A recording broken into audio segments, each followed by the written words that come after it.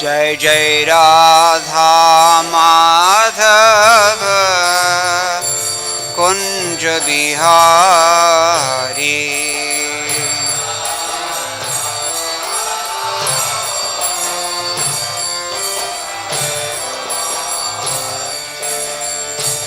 यशोदानंदन ब्रज जनरंजना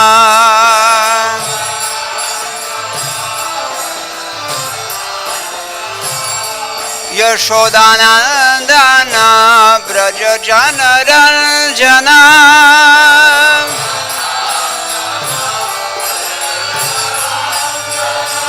यशोदानंदन ब्रज जनरंजना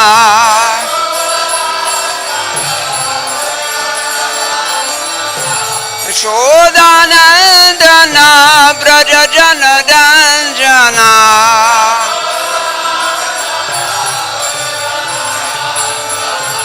यशोदानंदन ब्रज जनरंजना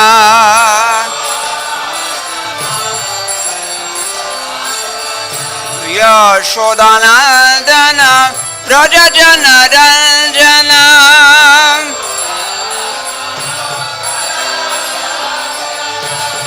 यशोदानंदन ब्रज जनरंजना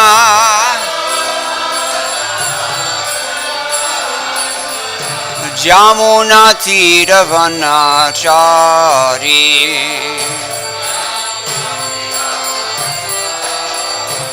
यमुना तीर वनचारी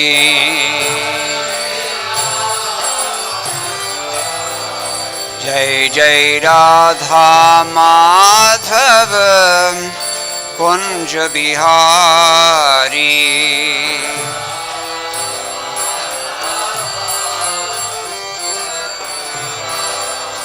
जय जय राधा माधव कुंज बिहारी।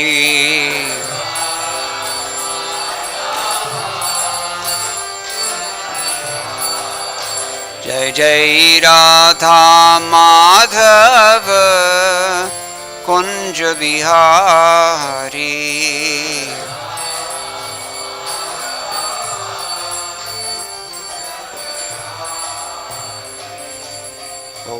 प्रेमानंदे हरि हरि बोल। जय विष्णुपद परमहंस परविजगाचार्य अष्टोत्तर शत श्री श्रीमद श्री अभय चरणारविंद भक्तिवेदांत स्वामी महाराज श्री प्रभुपाद की जय। अनंत कोटि वैष्णव वृंद की जय। नामाचार्य श्री ठाकुर हरिदास की जय। प्रेम से कहो श्री कृष्ण चैतन्य प्रभु नित्यानंद श्री अद्वैत गदाधर शिवासादि गौर भक्तवृंद की जय। श्री श्री राधा कृष्ण गोप गोपीनाथ श्याम कुंद राधा कुंद गिरि गोवर्धन की जय। वृंदावन धाम की जय। नवद्वीप मायापुर धाम की जय। गंगा देवी की जय। यमुना मई की जय। भक्ति देवी की जय। तुलसी रानी की जय। समवेत भक्तवृंद की जय। श्री हरिनाम संकीर्तन की जय। ग्रंथराज श्रीमद् भागवतम की जय। ISKCON BBT संस्थापक आचार्य श्री प्रभुपाद की जय। गौ प्रेमानंदे। All glories to the assembled devotees.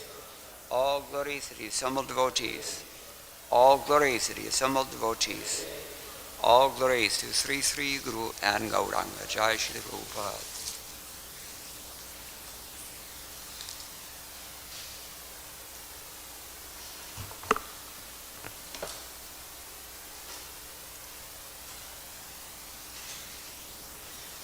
Om Namo Bhagavate Vasudevaya.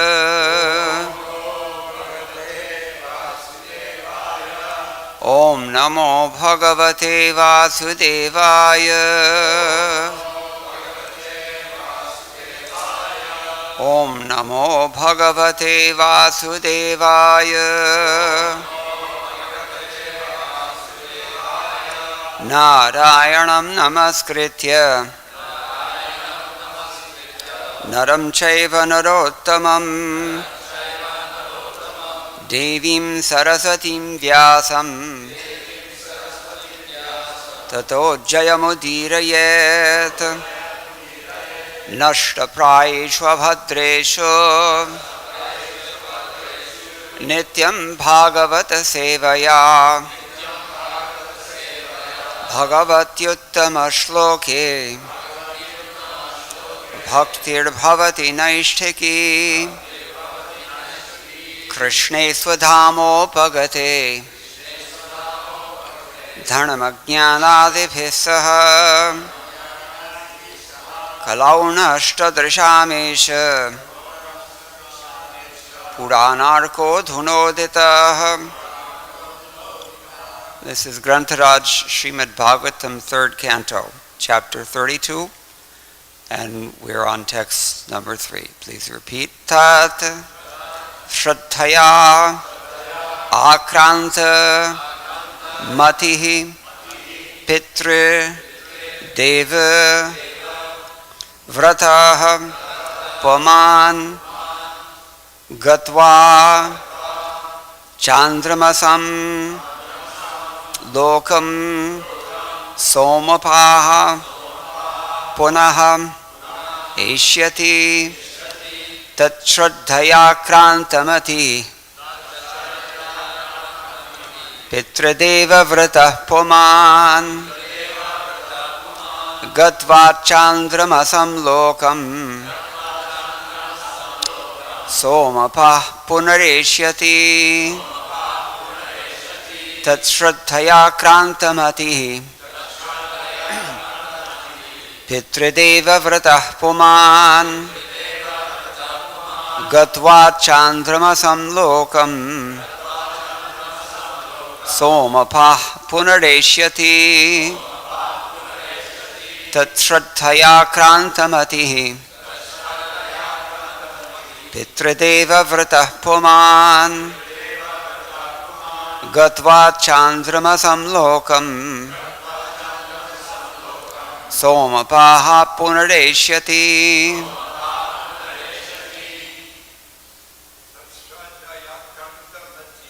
Tatshraddhaya Krantamati Pitradeva Vrata Puman Gatva Chandramasam Lokam Somapah Punareshyati Tatshraddhaya Krantamati Pitradeva Vrata Puman Gatva Chandramasam Lokam Somapah Punareshyati Tatshraddhaya Krantamati Pitradeva Vrata Puman Gatva Chandramasam Lokam Somapah Punareshyati Tatshraddhaya Krantamati Pitradeva Vrata Puman Gatva Chandramasam Lokam Somapah Punareshyati. Mataji's anyone? Tatshraddhaya Krantamati Pitradeva Vrata Puman Gatva Chandramasam Lokam Somapah Punareshyati Tatshraddhaya Krantamati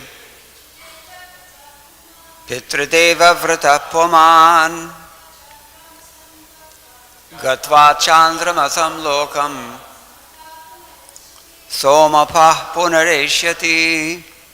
Tat, to the demigods and forefathers, Shraddhaya, with reverence, Akranta, overcome, Matihi, his mind, Pitra, to the forefathers, Deva, to the demigods, Vrataha, his vow, Paman, the person, Gatva, having gone, Chandramasam, to the moon.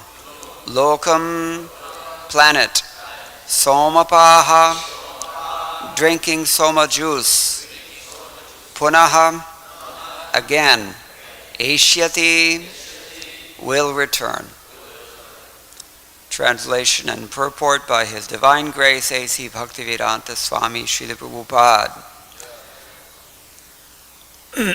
Such materialistic persons attracted by sense gratification and devoted to the forefathers and demigods can be elevated to the moon, where they drink an extract of the soma plant. They again return to this planet. Please repeat. Such materialistic persons attracted by sense gratification and devoted to the forefathers and demigods can be elevated to the moon, where they drink an extract of the soma plant. They again return to this planet. Purport. The moon is considered one of the planets of the heavenly kingdom. One can be promoted to this planet by executing different sacrifices recommended in the Vedic literature, such as pious activities in worshiping the demigods and forefathers with rigidity and vows. But one cannot remain there for a very long time. Life on the moon is said to last 10,000 years according to the calculation of the demigods. The demigod's time is calculated in such a way that one day, 12 hours, is equal to 6 months on this planet. It is not possible to reach the moon by any material vehicle like a Sputnik, but persons who are attracted by material enjoyment can go to the moon by pious activities. In spite of being promoted to the moon, however, one has to come back to this earth again when the merits of his works and sacrifice are finished. This is also confirmed in Bhagavad-gita 9.21. Te tam bhuktva swargalokam vishalam kshine purnye margalokam vishanti, which means the same thing. Om ajnanatimanantasya jnananjana shalakaya chakshuranmilitam yena tasmai Shri Gurave Namaha Shri Chaitanya Manobhishtam Sthapitam Yena Bhutale Swayam Rupa Kadamahyam Dadati Swapadantikam Vandeham Shri Guroho Shri Yuta Padakamalam Shri Gurun Vaishnavamscha Shri Rupam Sagrajatam Sahagana Raghunathan Vitam Tam Sajivam Sadvaitam Savadhutam Parijana Sahitam Krishna Chaitanya Devam Shri Radha Krishna Padan Sahagana Lalita Shri Vishakhan Vitamscha He Krishna Karuna Sindho Dinabandho Jagatpate Gopesha Gopika Kanta Radha Kanta Namostute Tapta Kanchana Gaurangi Radhe Vrindavaneshwari Vrishabhanu Sute Devi Pranamami Haripriye Vancha Kalpatarubhyascha Kripa Sindhubhya Evacha Patitanam Pavanebhyo Vaishnavebhyo Namo Namaham Jaya Shri Krishna Chaitanya Prabhu Nityananda Shri Advaita Gadadhara Shiva Sadi Gaura Bhakta Vrinda Hare Krishna Krishna Krishna Hare Hare Hare Rama Rama Rama Hare Hare Madgavira Pigopala Swikuryat Kripaya Yadi Tadaiva Sampayaha Pitwa Hrishyayustat Priyajanaham. Thus Srila Vishwanath Chakravarti Thakur prays in his 10th canto commentary, My dear Lord Gopal, only if you please accept my words as your cows will they give sweet milk and provide pleasure to your pure devotees. We heard very nicely yesterday how these persons who are too attached to material enjoyment but know how to actually fulfill their desires may engage in various karma kandya processes, as have been mentioned in this verse today as well. But they don't really get anywhere because today's purport concludes from Bhagavad-gita chapter 9, Kshine punye martilokam vishanti te tam bhuktva swargalokam vishalam. You may be elevated to this grand Swarga Loka and you may enjoy there, but when your punya is exhausted, as every credit line is ultimately exhausted, then you have to come back again. So, this chapter in general, according to Sridhar Swami's summary of this chapter, he says, Dvatringshe satvikair dharmair udhvam gatirudiryate tattva jnana vihinasya tatashta punaragatihi. In this 32nd chapter, he describes the destination attained by those who are sattvic and dharmic, and that without real knowledge, they return. So, we've already heard Kapila Dev describe adverse fruitive activities, right? A few chapters ago, what happens when a sinful person leaves this world, where they go, what happens to them then, how it transpires, was described in the last chapter, 31. And now we're shifting gears and talking about, okay, well, if you can't do it that way, then maybe if I become pious. We all get these bright ideas because we're so clever in our envy of Krishna. So someone may think that if I keep my nose clean karmically and play by the rules, so to speak, and just try to elevate myself by pious activity, then I can fulfill my envious project of competing with the Supreme Personality of Godhead by trying to exploit his resources while evading his authority in various ways. This is the only thing that happens in this world. Only two things happen here: bhukti and mukti. Either we try to exploit what really belongs to the Lord, or we try to escape the reactions of that foolishness. But either way, we never really get out of the clutches of Mahamaya. This is the problem. So, that's what's described in this 32nd chapter now. Srila Vishwanath Chakravarti Thakur has also given his own summary of this chapter. He says here, after speaking about returning to the world by sakama karma and not returning to the world by nishkam karma, Kapila Dev will denigrate the non-devotees. Abhaktan ninindacha. So we'll see this in the coming verses. But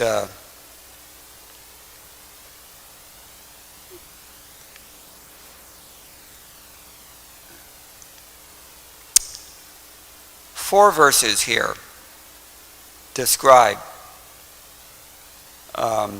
beginning with the first verse of this chapter, 4 verses will describe this karmis, people who are dharmic and sattvic, as Srila Vishwanath Chakravarti has already told us. So, those who are living at home only, they perform their duties and they covet their dharmas, because they know that these things produce great results. This is what happens from artha and kama. You get sense gratification. In various ways you get elevation. So drinking this result, one feels fulfilled, being so situated. But being averse to Bhagavad Dharma in the form of worshipping Bhagavan, the karmi will sacrifice to demigods and forefathers even though they're materially. He's able to overlook that fact.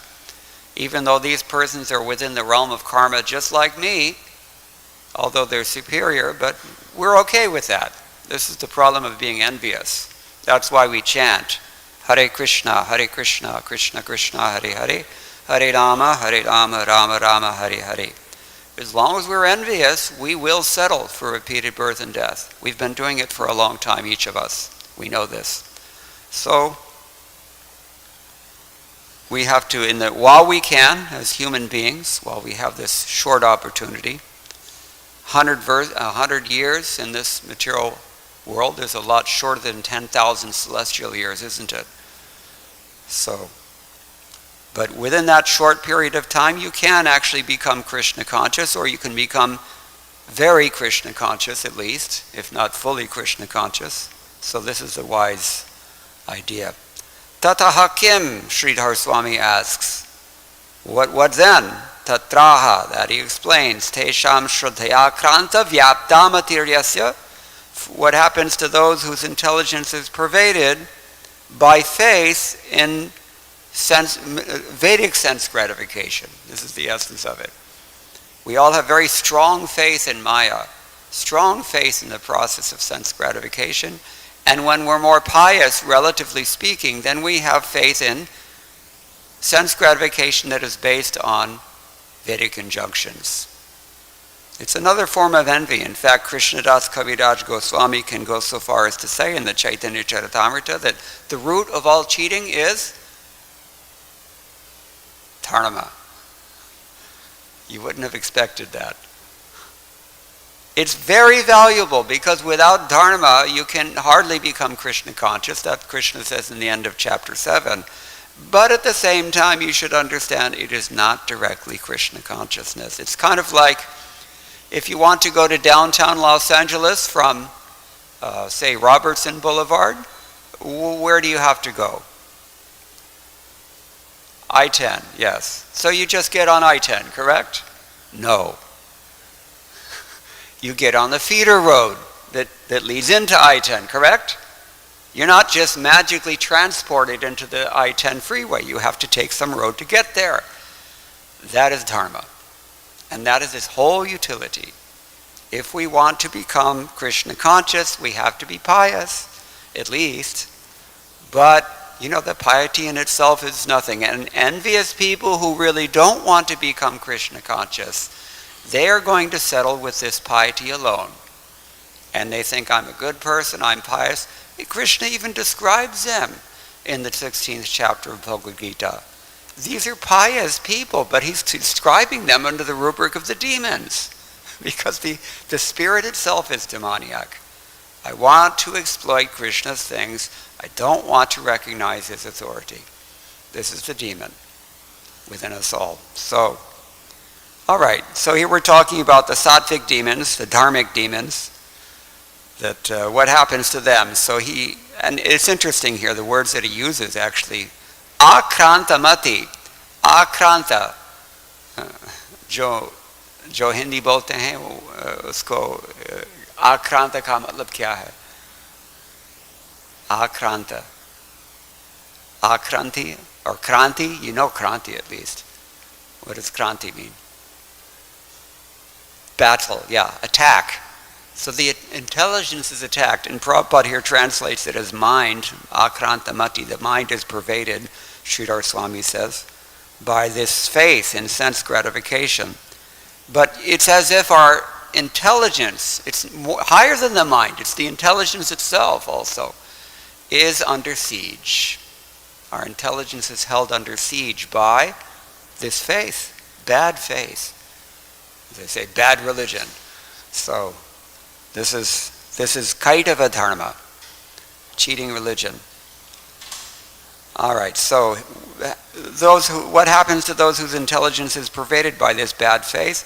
Pitre artam deva artam cha vratam niyamo yasya. Their vows or their discipline is exclusively meant for the devas and for the pitris.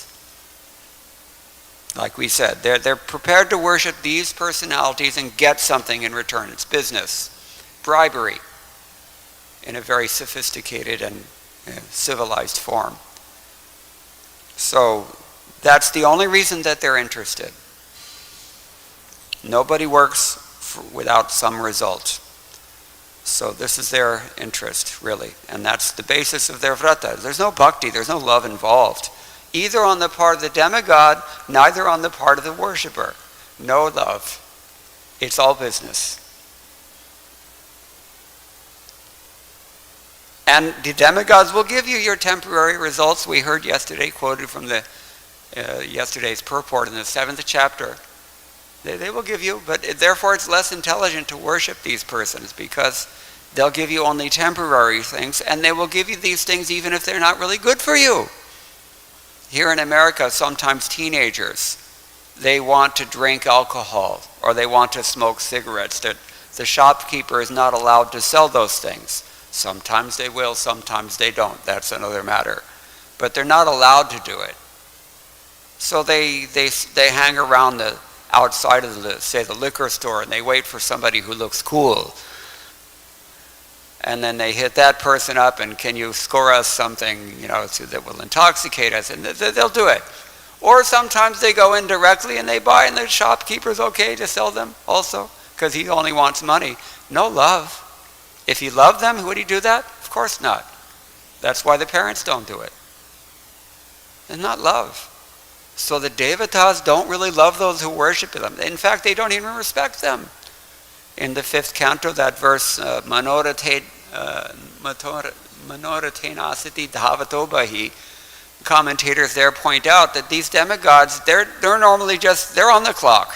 They're at work, they're doing their thing, what they're supposed to do. They have to give the results if you do the karma, but they don't really care that much. At the end of the day, they're done with you. But when they see a devotee who is a haituki, who's really embraced the principle of surrender to the Lord, then they are impressed. Then the devatas are impressed, and they think, we want this person's association. That's why some asate, the word is used, right?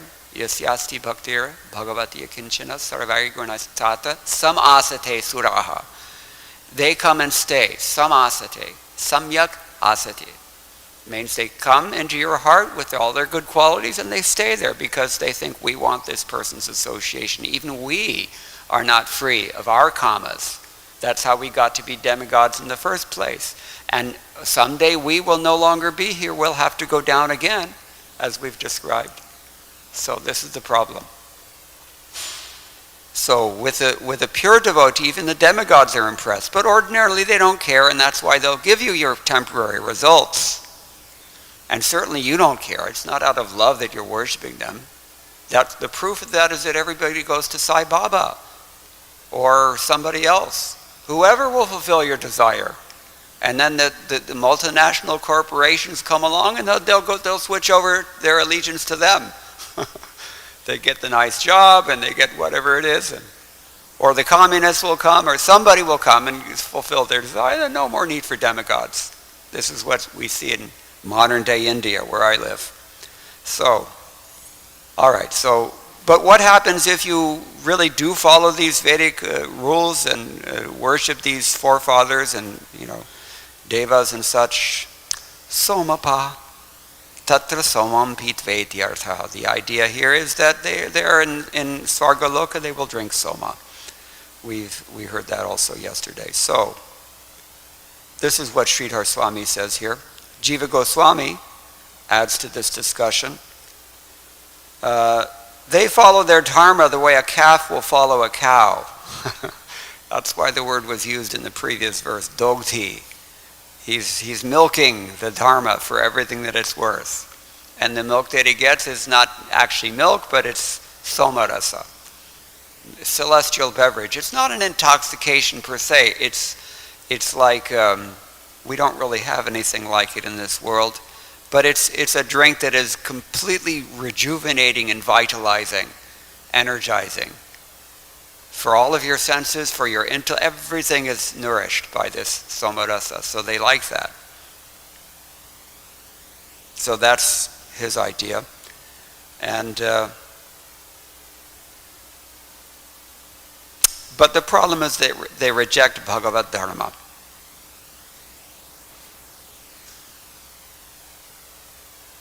So he's bewildered by desire, kama murha, which means he's devoid of discrimination, viveka rahita. So Vishwanath Chakravarti Thakur also here, he says, the same thing, that we've already heard about the sinful people, now we're hearing a few verses about the pious people. Living in his house, he enjoys the results of his various dharmas, kama, artha, dharma, And again, he performs those dharmas again and again. Why again and again? Because you get elevated, you enjoy the soma rasa, you get kicked out, you come down again, and you have to do it all over again. That's the idea.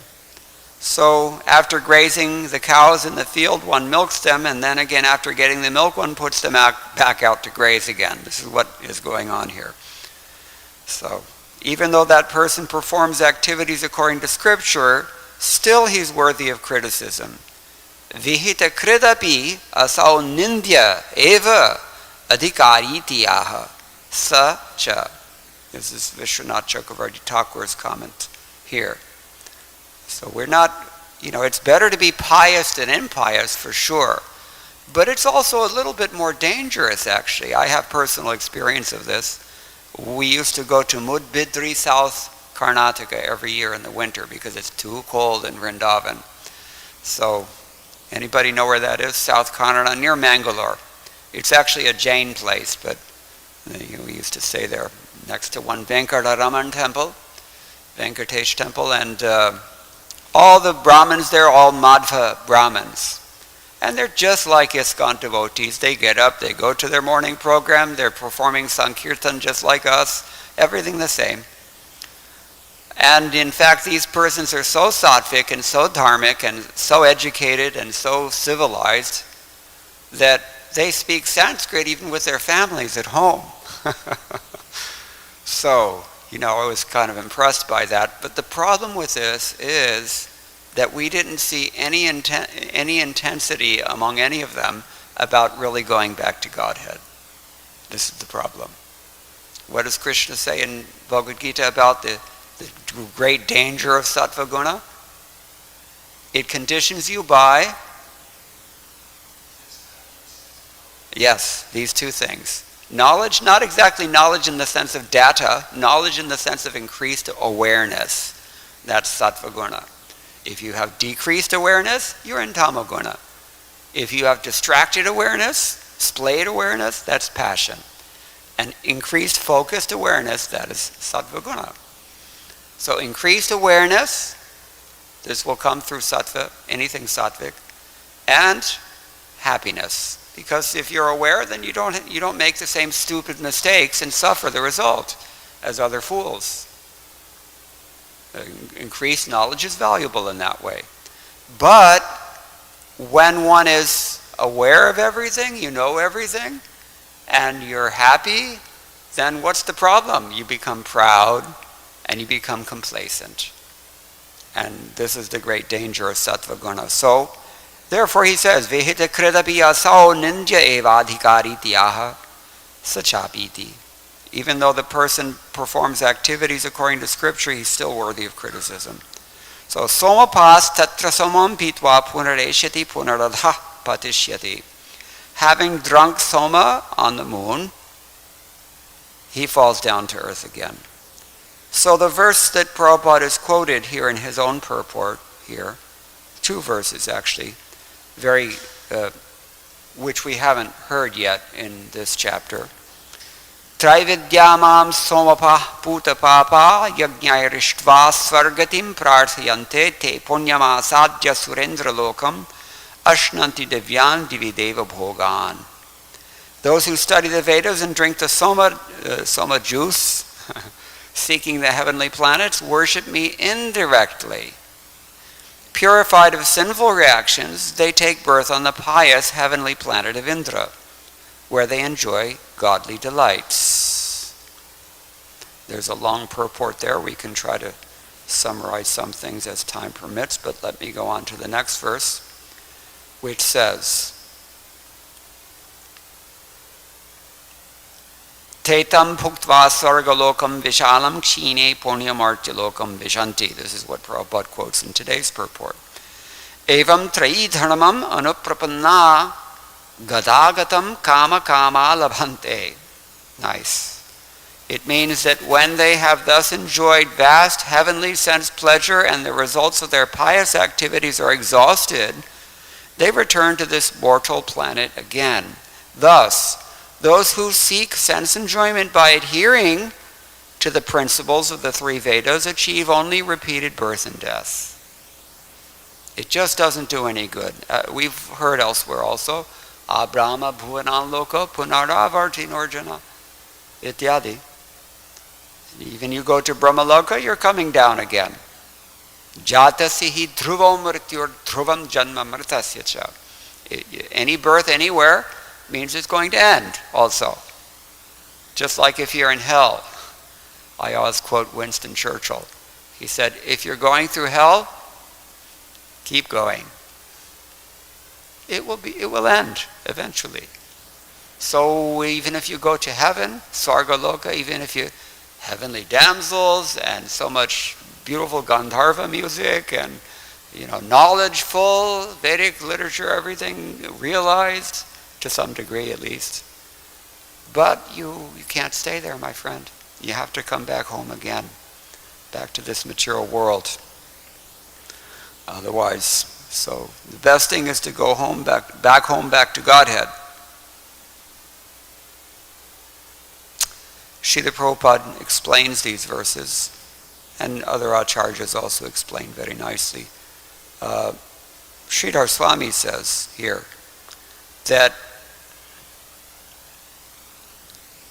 the flimsy results that non-devotees who don't respect the Lord receive is shown here. Instead of sacrificing for other deities, as in the pair of verses beginning with avajanti mam mudha, etc. I mean to say they sacrifice for other deities. They'll worship anybody except for Krishna. If you don't believe me, just go to Mauritius. Hardly a Vishnu temple in the whole island. Actually, it's an interesting country. It looks like Hawaii. The people worship like South Indians. They eat like North Indians. And they all speak French. Very interesting. But it's about 60% Hindu there, but you can hardly find a Vishnu temple. Almost all of them are demigods because everybody wants some, usually money or something, but they don't want bhakti. This is our. So these results are flimsy because they don't last for very long. Somebody's making a snapping noise here. I don't know who, but it's causing a disturbance to my mind, at least. I'm not that tolerant. So, but he says, my devotees, they're characterized in such verses as Mahatmanas tumam partha. Who knows that verse? Bhajanji? Yes. So,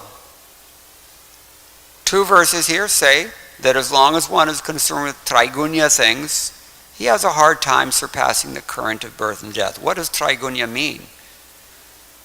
Trividya means characteristic of the Rig, Yajur, and Samaveda hymns. These serve one's own purpose only.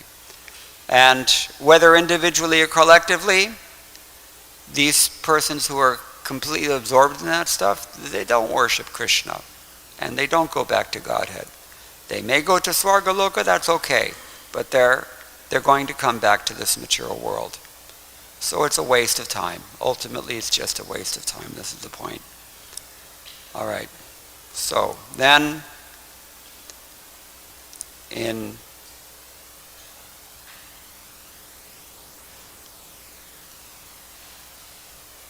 indirectly, these persons worship Krishna through these three methods, Traigunya methods, but they don't know Krishna as the Supreme Lord and they don't become liberated. This is explained in these two verses. Those who study or know the three Vedas, Rig, Yajur, and Sama, or those who are absorbed in the karmas described in those Vedas, not knowing that Indra and other devatas are merely Krishna's representatives, and consequently worshiping Krishna only indirectly through worshiping them, they drink the remnants of sacrifice, somapa, and they attain punya. So punya is valuable, we said in the beginning.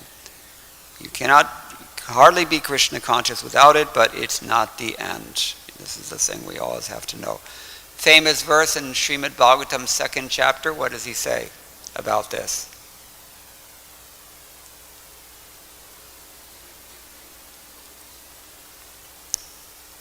that the futility of karma, all sorts of dharmic things without bhakti, what is it?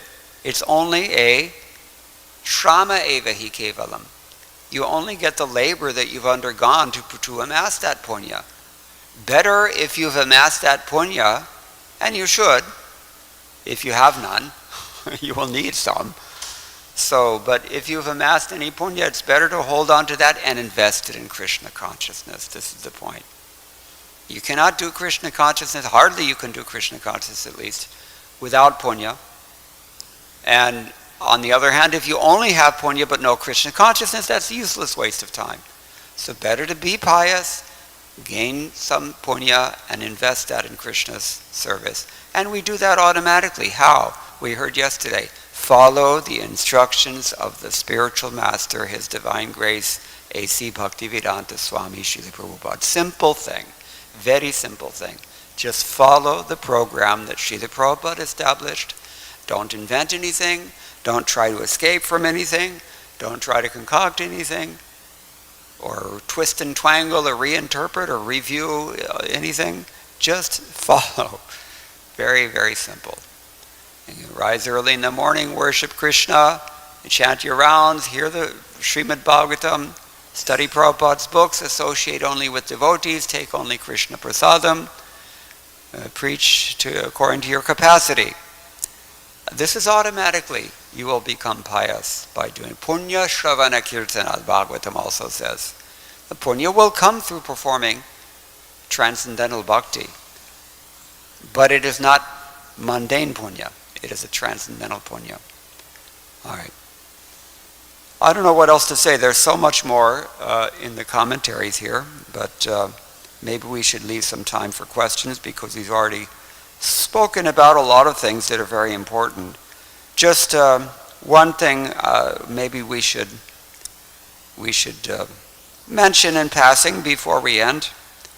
In the 8th chapter of Bhagavad-gita, text number 3, Srila Prabhupada's purport summarizes what we hear from Chandogya Upanishad about how a jiva who has been elevated to Svarga Loka falls down again. Anybody recall that process? What happens? Yeah. Rain comes from Indra, right? Heaven. So somehow a living entity takes different positions. He merges into the dark material nature and identifies himself with matter. Sometimes he identifies himself with the superior spiritual nature. Therefore, he's called the Supreme Lord's marginal energy. According to his identification with material or spiritual nature, he receives a material or spiritual body. In material nature, he may take a body of any of the 8,400,000 species of life, but in spiritual nature, he has only one body. In material nature, he's manifested sometimes as a man, demigod, animal, beast, bird, etc., according to his karma. To attain material heavenly planets and enjoy their facilities, he sometimes performs sacrifices, but when his merit is exhausted, he returns to earth again in the form of a man. This process is called karma. And then Prabhupada, I'm quoting from Prabhupada's purport, he says, the Chandogya Upanishad describes the Vedic sacrificial process. On the sacrificial altar, 5 kinds of offerings are made into 5 kinds of fire. The 5 kinds of fire are conceived of as the heavenly planets, clouds, earth, man, and woman. And the 5 kinds of sacrificial offerings are face, the enjoyer of the moon, rain, grains, and semen. In the process of sacrifice, the living entity makes specific sacrifices to attain specific heavenly planets and consequently reaches them. This is what we're talking about here when everybody's mentioning people whose faith is invested in these Traigunya processes, particularly of worshiping the devas and worshiping the ancestors. These are the details Prabhupada is giving. Don't let anyone tell you that not everything is in Prabhupada's books, because it's not true. The only way you realize that everything is in Prabhupada's books, however, is by reading them carefully every day. Prabhupada has written them in such a way that you cannot systematize or summarize or easily place into a syllabus that only takes a few weeks. You have to do this every day, and you have to do it year after year after year. Then you know everything. Prabhupada deliberately wrote his books like this. Rather, as we heard yesterday, Krishna deliberately wrote Prabhupada's books like this. We should have that faith. All right, so when the merit of sacrifice is exhausted, the living entity descends to earth in the form of rain, then takes on the form of grains, and the grains are eaten by man and transformed into semen, which impregnates a woman. And thus the living entity once again attains a human form to perform sacrifice, and so repeat the same cycle. In this way, the living entity perpetually comes and goes on the material path. So next time you wonder where do these living entities come from who are taking birth, now you know. Long, long process. Not only do we have to take many births to become a human being, but to take birth as a human being also from Svarga, then we have to go through all this, rain, and then we become grains, and then you have to wait for harvest, and then they cook it, and then the person eats it. It's a hassle. The Krishna conscious person, however, avoids such sacrifices. He takes directly to Krishna consciousness and thereby prepares himself to return to Godhead. Yes, so this is Prabhupada's summarization of Baladev Vidyabhushanam. He's the one who is quoting from the Chandogya Upanishad that discusses this process. I think it's chapter 5 of the Chandogya Upanishad. It's, the word is used, I think, Panjagni, 5 fires. So these are just a few things we can think about, but the main thing is this. We're sitting here in this material world.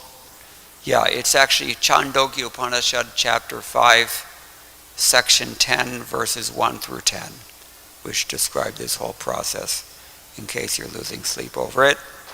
But for us, the real message is this, that when we have the opportunity to become Krishna conscious, we should take advantage of it while we can, because you will not have it forever. It's a lot better, since we all have to die, it's a lot better that you have a long life to become Krishna conscious. The problem is that in heaven it's too distracting. We've already described the Somaras is there, the conditioning of the Sattva Guna, which we've described already, that's also there. The women are there. Everything is just very distracting. Very, very hard to focus on Krishna consciousness in the heavenly realm. But if you can really gather your determination, mainly developed through celibacy, and focus on this path of Krishna consciousness for the 100 or so years that you have, and stay pious, as always, that's automatic Prabhupada also told us, you follow your varnashram dharmas, that will keep you pious, according to Manu. So, then we can go back to Godhead in one lifetime. Just in a very short lifetime. It's intense, it's difficult, yes. And it's every obstruction is there because it's Kali Yuga.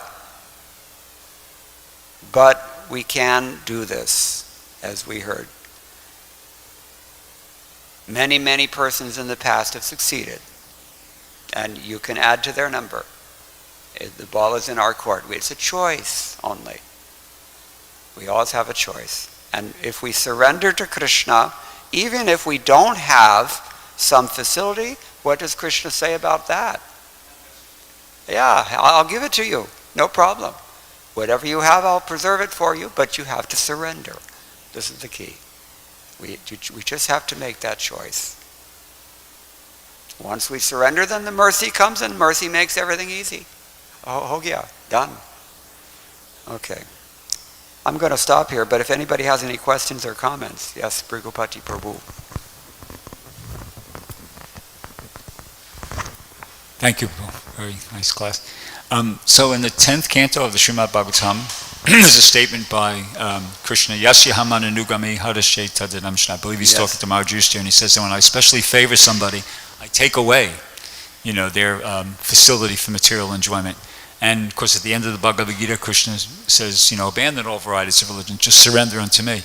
And we're hearing how the karmakanda process is being more than criticized, it's being condemned, by the acaryas, by Lord Kapila Dev here. So here's my question. In the 6th chapter of the Bhagavad-gita, Arjuna asks Krishna about what happens to a transcendentalist who doesn't make it, who falls down.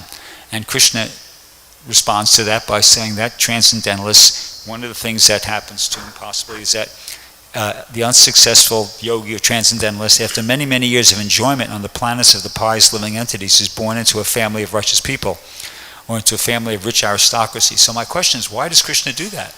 Why is Krishna sending somebody who's trying, a transcendentalist, to the heavenly planets? Because that's, we're hearing how that's condemned. That's the result of karma kanda, material enjoyment. So why is Krishna giving a fallen transcendentalist many, many years of enjoyment in the heavenly planets? Why doesn't he just stick him right away into a family of devotees where he gets to take up where he left off?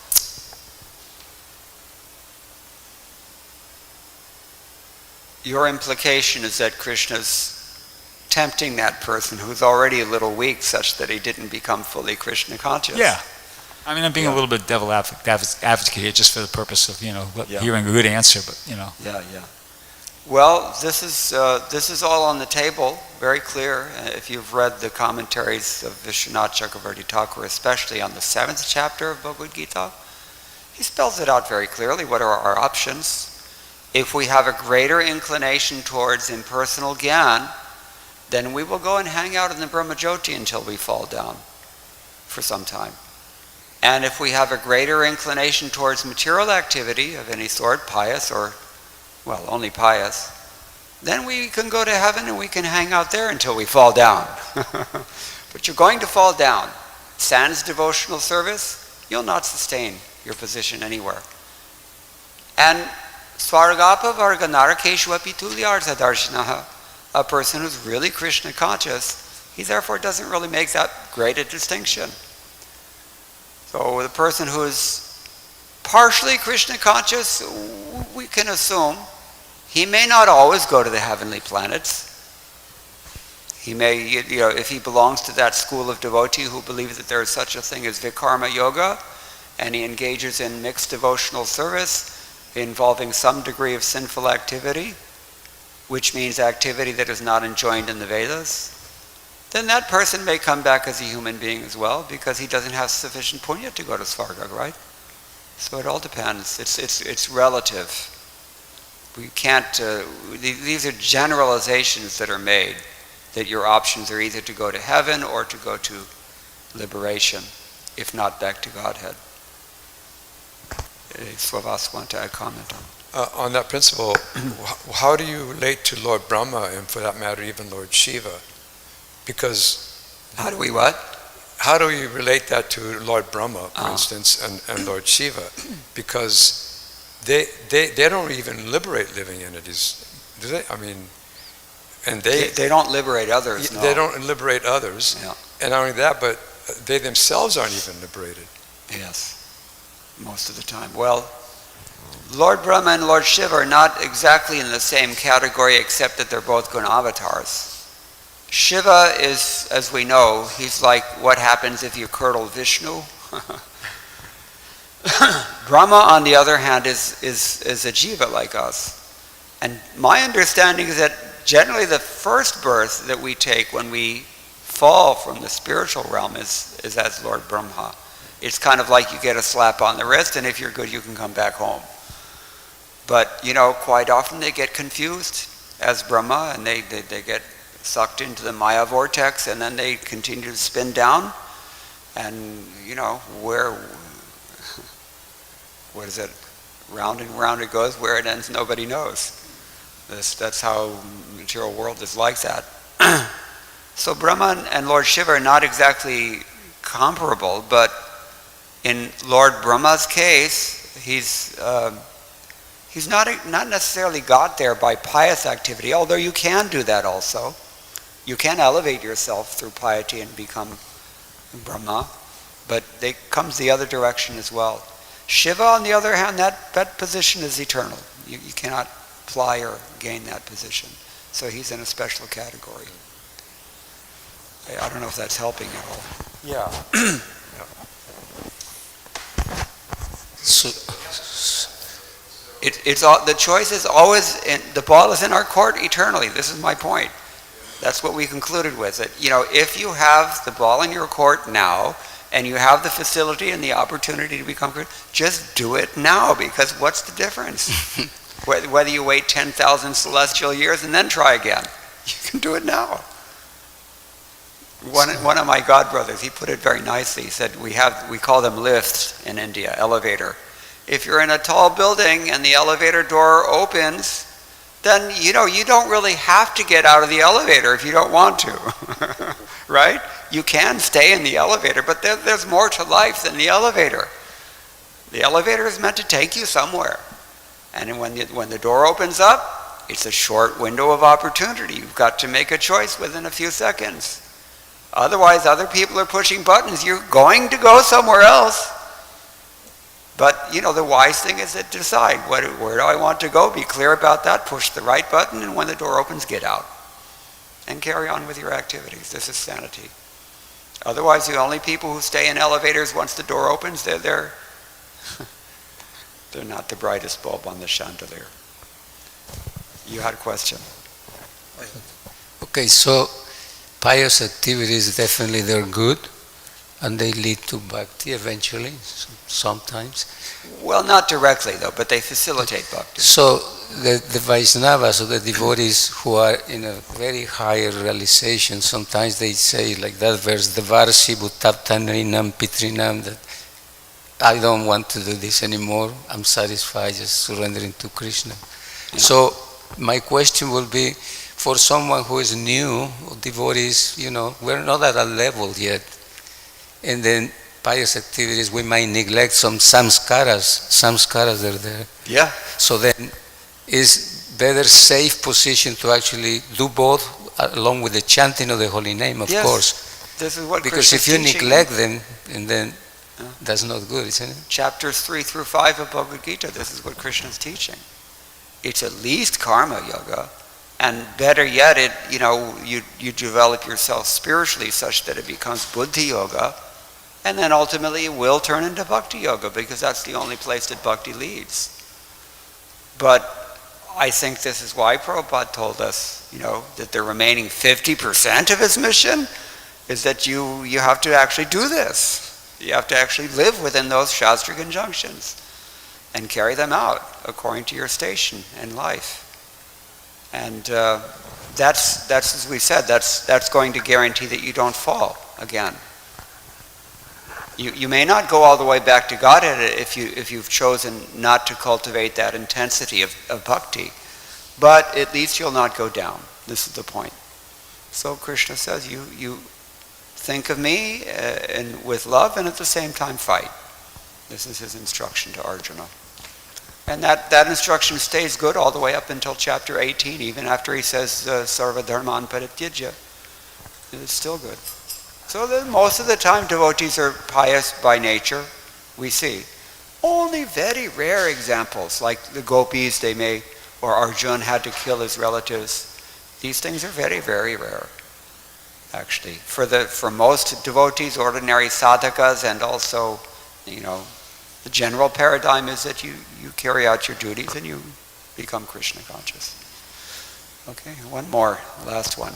Everybody's getting itchy to go, and it's time. Thank you, Prabhu, for the class. I was just wondering, how can we know if we are fully surrendered? Although we might be, every day we do our sadhana and services, but how can we know for ourselves? Or over the course of many years, it becomes revealed to us. That's Krishna consciousness entails, a daily realization of how much I'm insufficient. Is it not? We see it, by slow degrees. That, wait a minute, I actually have to shape up a little bit in this department, or I have to work on that department. So, and this is why we have association with devotees. Certainly they will not miss an opportunity to let us know where we need to shape up. And the spiritual master's instructions are there. If we're following the spiritual master's instructions, then we're good.